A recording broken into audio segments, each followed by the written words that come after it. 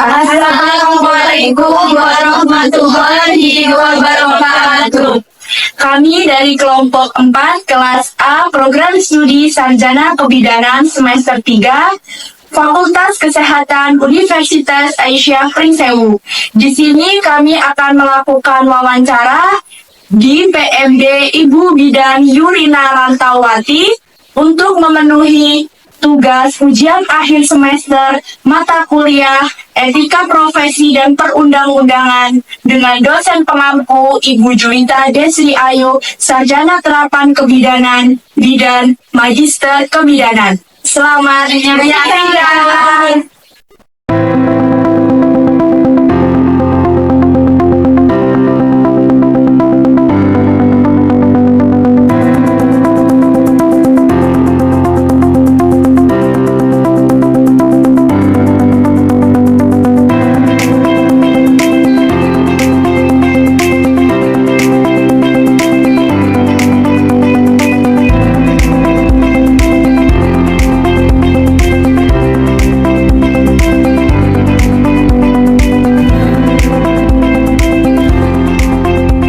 Baik Ibu, sebelumnya izin memperkenalkan diri ya Bu ya.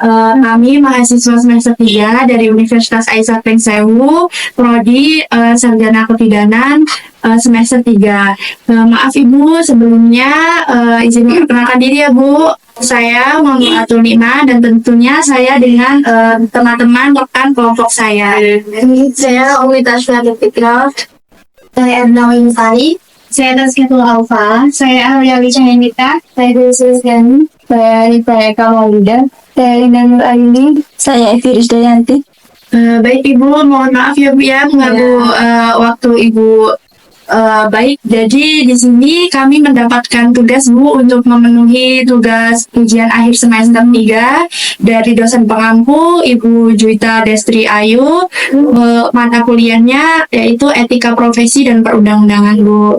Baik Ibu, jadi di sini kami dari kelompok 4 ingin mewawancarai Ibu terkait tentang etika profesi kebidanan Ibu. Sebelumnya, apakah Ibu bersedia? Ya. Baik Ibu, jadi di sini saya ingin bertanya yang pertama itu tentang dasar hukum praktik kebidanan Bu. Apa saja sih Bu hukum yang mendukung praktik kebidanan di Indonesia dan bagaimana dasar hukum tersebut mempengaruhi kebijakan di PMD Ibu? Dasar hukumnya banyak ya. Kita ada dasar hukum Permenkes ya dari Kementerian Kesehatan itu ada, terus ada dasar hukumnya dari Undang-Undang Nomor 19, ada Undang-Undang Nomor 36, ada Undang-Undang Nomor 4 tahun 2019. Jadi dasarnya tentang tenaga kesehatan, tentang kesehatan atau tentang praktek kebidanan. Situ ada beberapa undang-undang ya.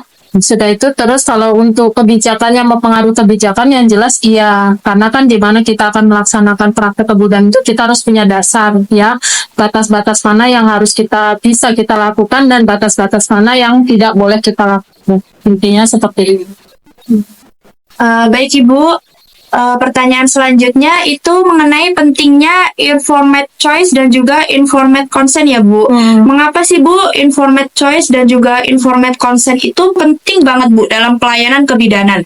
Dan bagaimana cara Ibu untuk memastikan Bu bahwa pasien Ibu itu benar-benar memahami pilihan yang telah mereka miliki Bu? Informed choice ya, kalau informed choice itu kita kan mengajak pilihan ya, sama pasiennya memilih, ibaratnya misalnya seperti KB apa yang akan dipilih, kan ada berbagai macam jenis KB dari yang jangka panjang ataupun yang jangka pendek, udah itu terus ada yang memang KB yang memang cukup beresiko untuk kehamilan seperti coitus interruptus segala macamnya. Jadi tinggal kita menerangkan, kita menjelaskan masing-masing kelebihan dan kekurangan itu dari KB seperti apa, kekurangannya seperti apa, kelebihannya. Nah, di situ sampai dengan pasien itu yakin memilih salah satunya ya. Setelah pasien itu memilih, yang jelas kita harus pakai informed consent ya, di mana pasien itu seandainya terjadi sesuatu itu kita sudah tidak bertanggung jawab. Itu karena pemilihannya dari pasien, kita tidak ada kesalahan, kita sesuai dengan prosedur kita, sudah menjelaskan, sudah segala macam gitu, untuk keamanan kita pribadi selaku PNB gitu ya. Baik Ibu, terima kasih ya Bu. Baik Ibu, untuk selanjutnya yaitu pertanyaan tentang contoh dari rekam medik pasien. Menurut Ibu, seperti apa bentuk rekam medik yang harus dibuat dalam setiap kasus pasien dan bagaimana cara Ibu untuk merahasiakan informasi pasien untuk kita perjalanan? Kalau apa namanya bentuk rekam mediknya itu yang jelas ya memang harus apa namanya ada nama ya, ada nama, ada namanya di situ, ada nama pasien, umur, alamat, sudah itu apa metode apa yang dipilih, sudah itu terusan di situ ada suami selaku ini apa namanya pendamping istrinya ya. Jadi suatu pilihan di situ harus ada yang bertanggung jawab juga suami memastikan menyetujui apa yang dipilih seorang istri gitu. Dia tuh terusan di situ dijabarkan jika terjadi sesuatu sudah tanggungan pasien sendiri seperti itu inform choice-nya inform consent-nya rekam mediknya udah itu terus rahasianya ya kita tidak membocorkan lah yang jelas kan tersimpan rapih gitu. Jadi kalau memang ada yang bertanya tentang itu yang tidak berwenang ya memang tidak kita terima.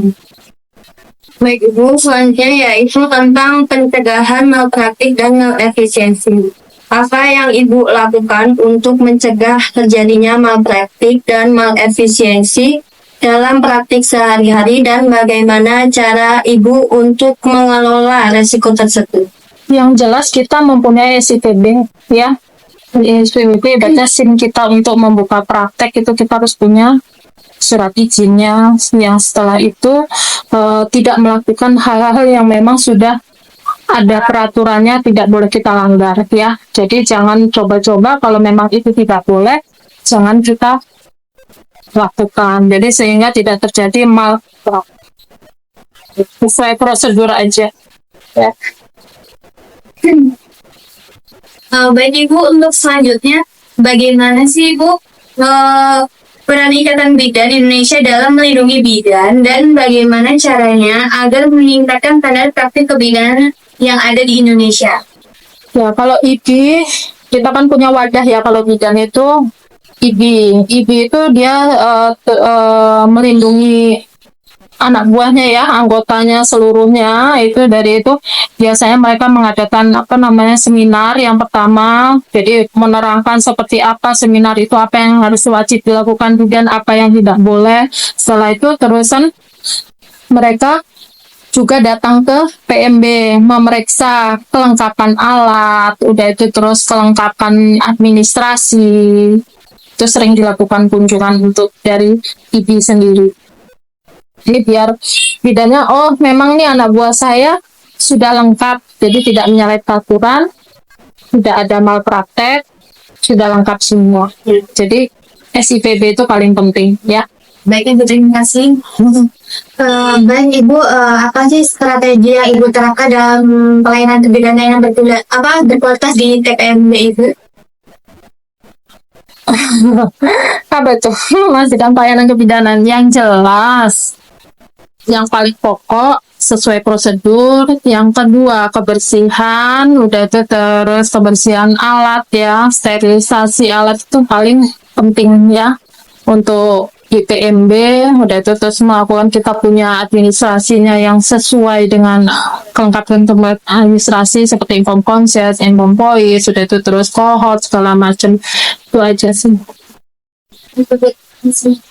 Baik Ibu, di sini ada pertanyaan terakhir dari kami. Apa yang ingin Ibu sampaikan kepada mahasiswa kebidanan tentang pentingnya menjaga etika dan moral dalam pelayanan kebidanan? Pentingnya kalau saya sih pribadi ngelihat adik-adik ya, yang jelas posisi dari yang pertama kita mau praktek ataupun mau berhadapan dengan pasien itu paling juga cara berpakaian yang pertama, jadi penampilan itu perlu ya, jangan terus kita kalau menghadapi pasien pada PC seksi misalnya, kan ada ya yang seperti itu. Dan itu terus cara berbicara, etika penyampaian, menyapa pasien, dan itu terus pas melakukan tindakan nggak berapa kerubuk gitu, santai, pasti, dan itu terus ya intinya dari postur ke atas elegan lah gitu ya. Paling penting perilaku. Tinggal lagi. Cukup Ibu. Baik Ibu, terima kasih ya Ibu ya atas penjelasan dari Ibu Yurina Lantawati, sehingga kami semua, teman-teman semua yang tadinya ini mungkin belum paham gitu ya Bu ya tentang masalah etika kebidanan dan perundang-undangan. Atas penjelasan dari Ibu tadi, insya Allah kami semua dapat nih Bu kayak ilmunya, terus dapat juga kayak jadi Ibu kan berbagi pengalaman gitu Bu ya kepada kami semua. Terima kasih gitu ya Bu ya. Iya Bu.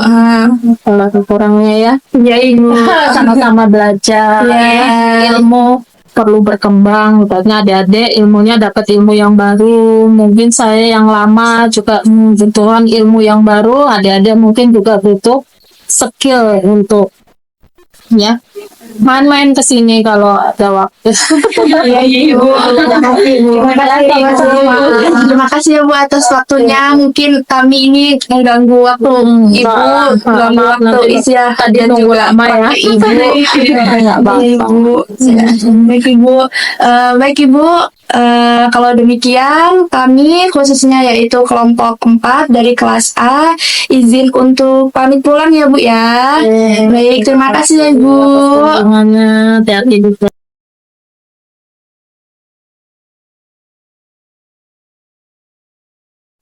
Pesan moral. Sebagai bidan, tanggung jawab utama adalah memberikan pelayanan kesehatan yang terbaik sesuai standar profesi. Mematuhi hukum dan kode etik kebidanan tidak hanya menjaga profesionalisme, tetapi juga melindungi kesejahteraan pasien. Tindakan yang melanggar hukum atau standar praktik seperti kelalaian dapat membahayakan nyawa ibu dan bayi. Oleh karena itu, seorang bidan harus selalu menjunjung tinggi integritas dalam setiap tindakan medis. Demikianlah video dari kelompok kami. Kami memohon maaf apabila terdapat kesalahan dalam kata maupun perbuatan. Kami akhiri. Wassalamualaikum warahmatullahi wabarakatuh.